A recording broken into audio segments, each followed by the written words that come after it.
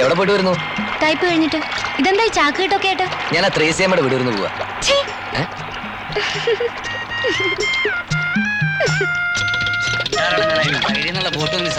ചേട്ടാ, ഈ ത്രേസ്യമ്മയുടെ വീട്ടിലുള്ള വഴി ഏതാ? നേരെ അങ്ങ് വിട്ടാ മതി.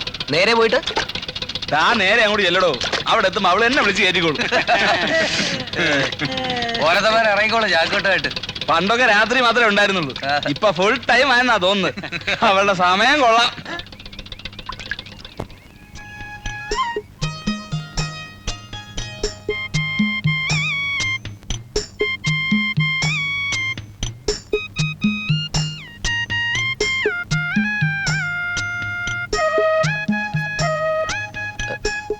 ഇവിടെ ആരും ഇല്ലേ?